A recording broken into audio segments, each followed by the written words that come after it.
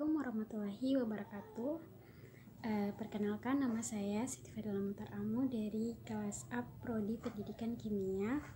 Di video ini saya akan memaparkan tentang UAS wawasan budaya, yaitu tentang budaya dari daerah Gorontalo, yaitu Langga dan Longgo dan juga Tombilo Tohe.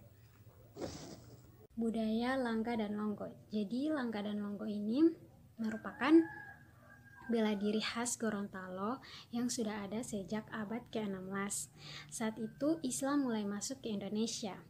Langga adalah sebutan bela diri tanpa menggunakan senjata, sedangkan Longgo adalah bela diri menggunakan senjata tajam. Keduanya merupakan seni bela diri tradisional Gorontalo yang diperkaya dengan budaya gerak. Hal itu berkaitan dengan upacara adat serta aktivitas sehari-hari seperti memanjat pohon kelapa, berkebun, menyeberang sungai, dan lain sebagainya. Sejarah Langga dan Longgo. Bela diri Langga berasal dari kata helangga-langga yang artinya gerak-gerik, sehingga mulai dikenal oleh masyarakat Gorontalo dengan sebutan Langga.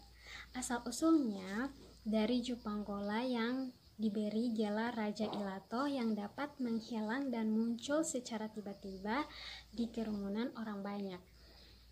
Menurut ahli budaya yang juga mempelajari Langga, menurutnya bela diri itu lahir tanpa harus belajar struktur gerak. Jupanggola pada saat mengenalkan Langga dan Longgo hanya meneteskan cairan ke mata muridnya, lalu secara otomatis mereka sudah mampu melakukan gerakan Langga maupun Longgo. Makna gerakan Langga dan Longgo. Gerakan Langga dan Longgo memiliki makna. Setiap gerak dipengaruhi oleh sistem sosial dengan berbagai kebudayaan yang mengelilinginya. Khusus seni bela diri Langga dan Longgo, masyarakat Gorontalo sudah menjadikan sebagai olahraga tradisional untuk mengadu ketangkasan. Gerakan Langga memiliki teknik untuk mengunci lawan, bahkan ada gerakan untuk membuka kuncian lawan. Gerakan itu disebut walama. Selain sebagai seni bela diri, Langga diolah menjadi sebuah tarian yang kerap dijumpai saat penyambutan tamu kebesaran adat di Gorontalo.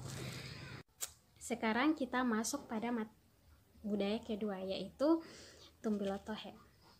Tombilo Tohe berasal dari kata Tombilo dan Tohe. Tombilo yang berarti memasang dan Tohe yang berarti lampu. Jadi Tombilo Tohe itu adalah perayaan berupa memasang lampu di halaman rumah-rumah penduduk dan jalan-jalan, terutama jalan menuju masjid yang ditandai berakhirnya bulan Ramadan di Gorontalo. Pemasangan dimulai pada 3 malam terakhir menjelang Hari Raya Idul Fitri. Pemasangan lampu dimulai sejak waktu maghrib sampai menjelang subuh. Sejarah Tombilo Tohe. Tradisi ini diperkirakan sudah berlangsung sejak abad ke-15. Saat itu alat penerangan masih menggunakan wango-wango, yaitu alat yang terbuat dari wamuta atau seludang yang dihaluskan dan diruncingkan kemudian dibakar. Tahun-tahun berikutnya alat penerangan sudah menggunakan tohe tutu atau damar yang semacam getah padat yang akan menyala cukup terang jika dibakar. Kemudian berkembang lagi menggunakan lampu yang menggunakan sumbu dari kapas dan minyak kelapa, yang menggunakan wadah seperti cima sejenis kerang atau pepaya yang dipotong dua yang disebut pada malam. Seiring dengan perkembangan zaman, bahan lampu untuk penerangan diganti dengan minyak tanah hingga sekarang ini. Bahkan untuk lebih menyemarakan tradisi ini sering ditambahkan ribuan lampu listrik. Ketiga yaitu keistimewaan Tombilo Tohe. Tradisi menyalakan lampu minyak tanah di penghujung Ramadan di Gorontalo diyakini sangat kental dengan nilai agama. Dalam setiap perayaan tradisi ini, masyarakat Gorontalo secara sukarela menyalakan lampu dan menyediakan minyak tanah sendiri tanpa subsidi dari pemerintah. Tanah lapang yang luas dan daerah persawahan dibuat berbagai formasi dari lentera membentuk gambar masjid, kitab suci Al-Quran, dan kaligrafi yang sangat indah dan mempesona. Tradisi ini akan juga menarik ketika warga Gorontalo mulai membunyikan meriam atau atraksi Bungo dan festival beduk. Setelah saya menjelaskan materi tentang budaya Langga dan Longgo dan juga Tumbulatohe, berikut saya akan menayangkan sebuah video tentang kedua budaya tersebut. Selamat menyaksikan.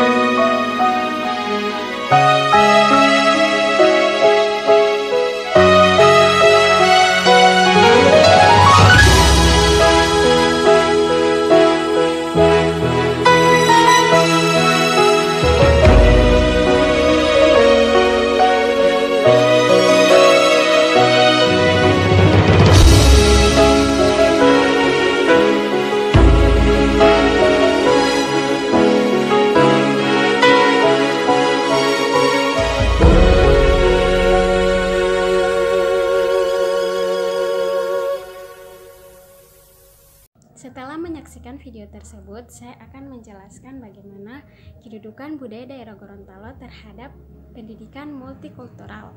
Pendidikan multikultural adalah seluruh pengembangan potensi manusia yang menghargai pluralitas dan heterogenitasnya sebagai konsekuensi keberagaman budaya, suku, etnis, dan aliran agama. Contohnya ketika seorang pelajar baru datang atau baru pindah ke Gorontalo, dia harus menghargai dan menghormati serta memahami budaya yang ada di daerah Gorontalo.